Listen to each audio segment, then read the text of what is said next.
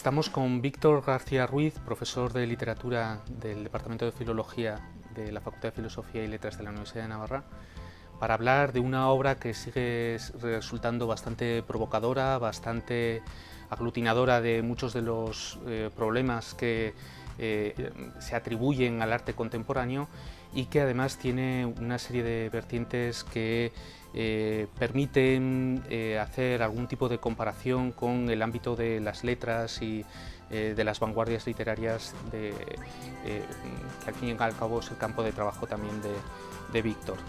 En realidad, la figura de Marcel Duchamp, ¿no?, este pintor francés, está muy mediatizada por un conjunto de obras, no tal vez por todas las que produce a lo largo de su trayectoria, y quizá por eso sea conveniente matizar un poco que no es un artista que resulte tan transgresor o que resulte tan radical desde un principio, ¿no? Él, por supuesto, se mueve dentro de lo que es el ámbito de las vanguardias históricas.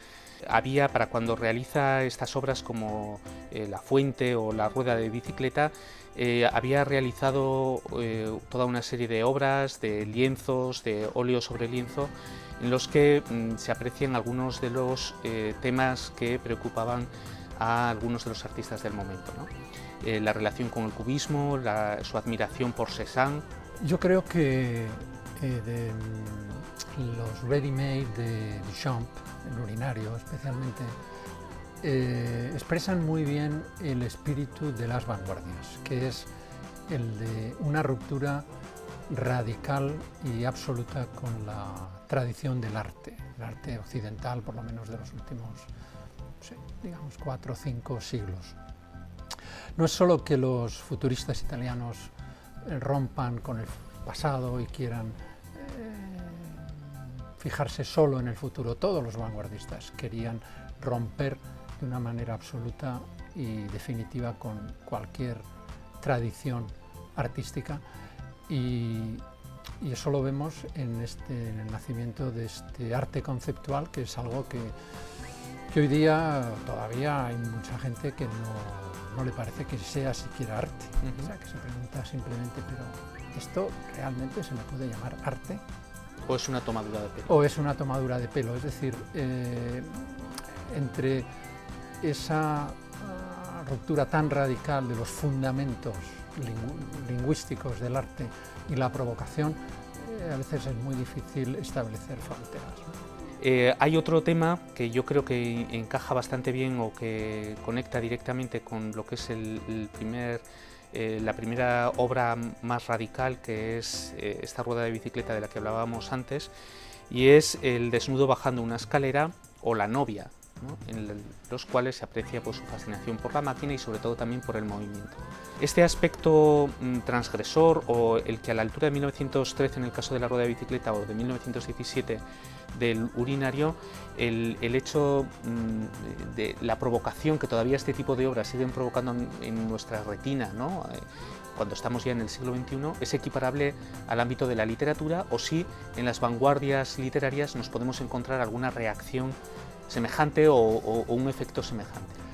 Yo ahí lo que veo es que hay una diferencia muy importante entre los lenguajes, la vista y el oído son potencias o son órganos o son sentidos, lenguajes o sentidos que son, por un lado, muy directos y por otro lado muy inmediatos y muy universales. Es decir, que cualquiera los puede entender y puede reaccionar de una manera o de otra ante ellos. Las vanguardias literarias son un poco distintas. Yo creo que no pueden ser tan radicales. O sea, la ruptura con los fundamentos comunicativos del arte no puede ser tan profunda, porque se sirven del lenguaje. Y el lenguaje no es un medio tan inmediato y tan universal como la vista o el oído. Qué sé yo, el Ulises de Joyce, que es la obra vanguardista en literatura por antonomasia, después de todo, con un poco de esfuerzo, es bastante legible, excepto algunas zonas que son de puro juego lingüístico y que son incomprensibles, o son puro juego, de cierto modo. no pretenden comunicar nada, no pretenden contar una historia. Es bastante legible, como digo. Es verdad que hay que hacer un gran esfuerzo, es verdad que Joyce subvierte muchas categorías del relato de la novela anterior, por supuesto, el concepto de espacio, el concepto de historia, de trama, de intriga, todo eso ha saltado por los aires, pero aún así no es difícil o inasequible, o no me parece que plantee tantos problemas como en el arte plástico. Quizá la poesía es un poquito más intrigante, qué sé yo, La tierra baldía de Eliot, es verdad que es más difícil, es más exigente, pero siempre lo es también la poesía. O sea que yo diría que el freno que impone la naturaleza del lenguaje a la vanguardia literaria lo separa un tanto de la radicalidad que puede ofrecer la vanguardia plástica. Yo creo que merece la pena centrarnos un poco también en las circunstancias en las que va a producir esta obra, ¿no?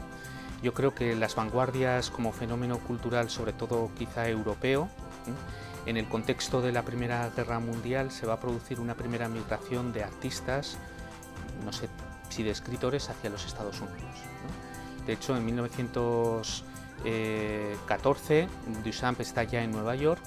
Y yo creo que este hecho es importante porque del contacto que algunos artistas como el propio Jasper Johns o incluso el propio Andy Warhol, etcétera, van a tener con Marcel Duchamp, en definitiva con esas vanguardias europeas, van a surgir los movimientos de vanguardia americana posteriores a la Segunda Guerra Mundial. Y concretamente conocemos relativamente bien las circunstancias en las que Duchamp un buen día decide, aquí tampoco él nos aporta mucha información, desplazarse pues desde la calle 67, que es donde creo que tenía su estudio, hasta la Quinta Avenida, a un almacén pues, similar a este, ¿no? De repuestos sanitarios, ¿no? Compra un urinario, vuelve a su estudio, lo firma con un seudónimo que está sacado de un cómic, ¿no? Remut, ¿no? Remut, 1917, y lo envía a la Sociedad de Artistas Independientes, que estaba unas manzanas más allá, ¿no? A medio camino entre el almacén. Realmente, ¿qué es lo que pretendía con esto? El entorno americano al que aludías tú y esos artistas que podían estar también en ese entorno, no sé hasta qué punto podían estar o no tan habituados a la radicalidad de las vanguardias europeas, y que no cabe duda que no se atrevieron a exponer un objeto que tiene en sí mismo, por su propia morfología, un componente provocativo bastante importante, ¿no? Sí, no sé, esto que comentas a mí me hace pensar en algo que es muy paradójico, que para mí resulta un poco contradictorio en el espíritu de las vanguardias, y es la actitud o la relación entre el arte y la vida. Por un lado, los vanguardistas literarios y no literarios buscan separar el arte de la vida, es decir, hacer solo arte. Nosotros somos solo artistas, nosotros nos bajamos del pedestal en el que nos ha subido el siglo XIX, que hace de nosotros unos pequeños sacerdotes, una especie de aura, no, y nos piden demasiado, es lo que Ortega comentaba de la intrascendencia del arte. No, el arte solo quiere ser arte, hay mucho, por tanto, de juego, de ironía, de humor.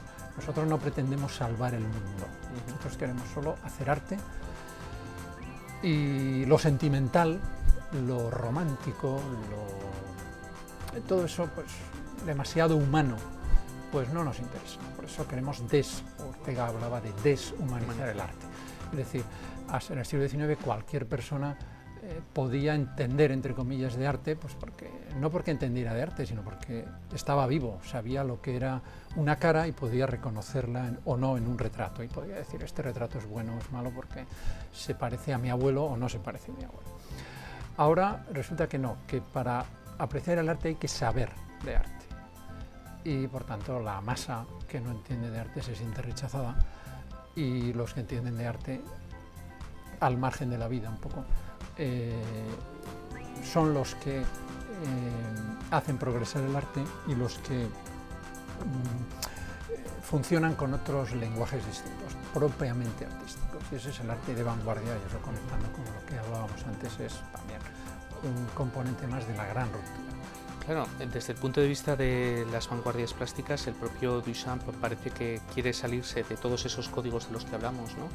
Lo menos interesante para él, digamos que el arte no tiene nada que ver, como tú decías, ni con la biografía del artista, ni con los sentimientos del artista, ni con...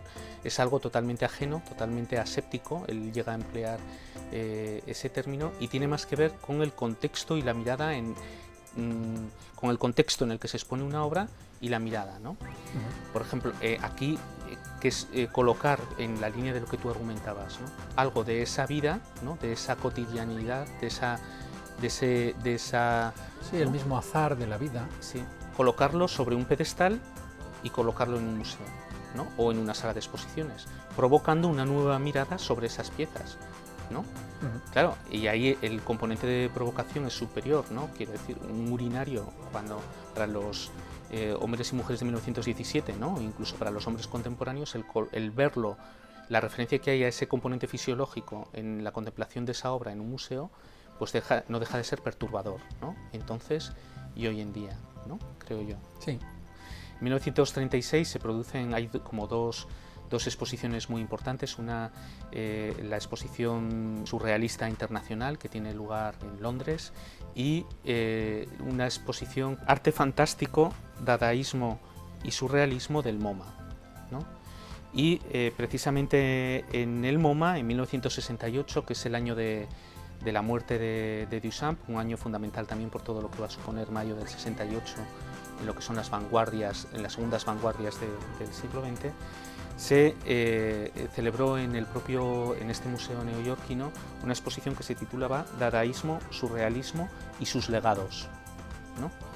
De manera que realmente es una institución cultural, un museo, el sistema del arte, el que ha terminado sancionando esa radicalidad como una forma o como un componente básico de lo que es el arte del contemporáneo. Sí, yo creo que a todos nos gustan mucho las coherencias o las cosas muy claras, pero esta, después de todo, sería otra contradicción, otra ambigüedad más del mundo de la vanguardia, que es cierto que por un lado rechaza el sistema del arte, aunque más bien pronto que tarde terminan instalados o inscribiéndose